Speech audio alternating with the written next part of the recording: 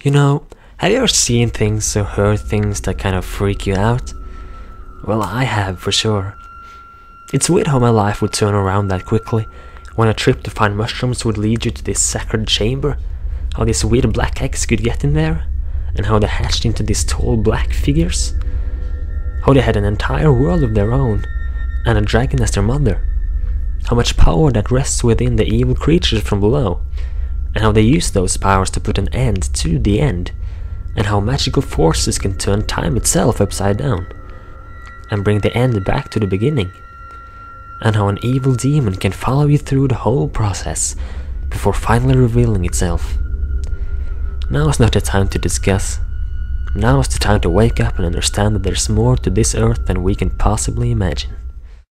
And that's what the diary read. It was signed by a guy called Steve.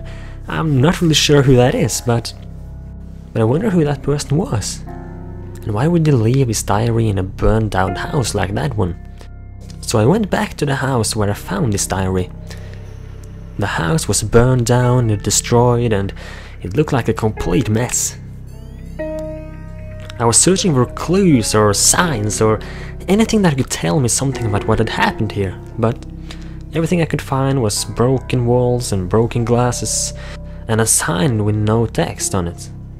Maybe there had been some kind of explosion there, and this Steve guy somehow had died in that explosion. I'd never heard of this explosion though, so it's kind of weird, but...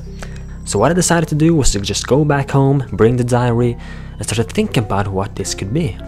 I began to think about what this evil, demonish force could be. So I grabbed a book from the bookshelf that was about legends and stories from the past, and I came across dimensions called the End and the Nether. I came across creatures called the Wither and infected zombie villagers. I came across stories of different spiders that would live underground and would deal a poisonous damage to people. And I also came across a person, or a godlike person. Herobrine, or Herobrine, or however he's pronounced. He automatically caught my attention, so I started reading about him. The book told that he would haunt people in the most frightening and scary ways possible, before he finally make people disappear into the unknown.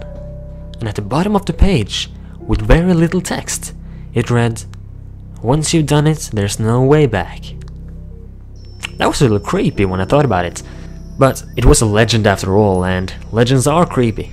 I came to the conclusion that Steve's death was an accident, so I just closed the book and went to bed. That night, something weird happened. When I woke up the next morning, I could remember that I was having a nightmare. A nightmare that felt so real that it was like it all happened in real life in the middle of the night. And for the first time in my entire life, I could remember a dream in full details. The dream was about me standing in the middle of a hallway with no end. When I looked in front of me, I could see no end. When I looked behind me, I could see no end. I had two ways to go, but I didn't know where to go. Should I go back, or should I proceed? I remember standing there for a while. I can even remember the smell and feeling of the room, even though it was all just a dream. There were no windows and no lights in the ceiling, but still, there was some dim light in the room. I felt that if I was standing there for too long, the fog itself would get me and catch me, so I started to move forward. The sounds of my footstep became just more silent for each step I took, and after a while I couldn't hear a single sound, before I suddenly heard something deep down into the hallway. It was another person's footstep, slowly coming towards me. I couldn't see anything. I could only hear some footsteps, similar to mine, coming straight towards me. I prepared myself to fight, to run, I don't know, anything. Just prepared to protect myself. And then, the sound of the footsteps were right in front of me, but no one was there. That's when I woke up. It's weird how I can remember this dream, this nightmare, in such details. I didn't even know that was possible. Days passed, and each night the same nightmare would appear. This hallway, this long hallway, these footsteps that would cover my own footsteps. And I could hear people in sounds talking about me becoming crazy or insane or something. Like I was a different person or something. And I started to believe that they were onto something.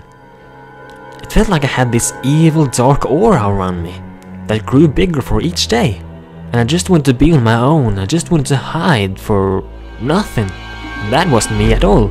I loved people, but now I was afraid of them. It sounds weird, but that's how I was starting to feel.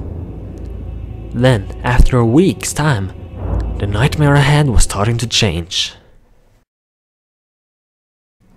The footsteps that would come closer to me, I could finally start to see a person in that shadow.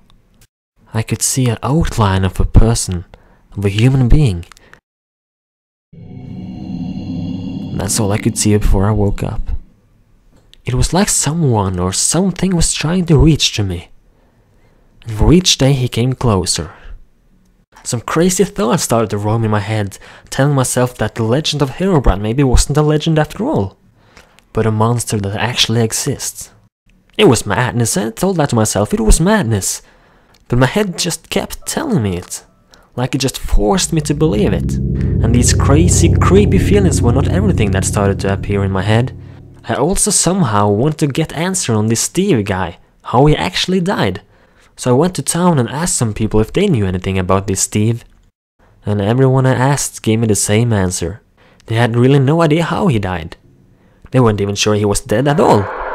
All they could find was the broken house of his. But he was gone. I had to check back. I had to check back to his burned down house. It was like something was forcing me over there. But every time I could not find anything else. Only the house broke into pieces. Was I going insane or something? I had to start focus on something else. It was just a man that had died. Nothing else. It was then I realized that it was getting dark and that I should probably get back to my house again.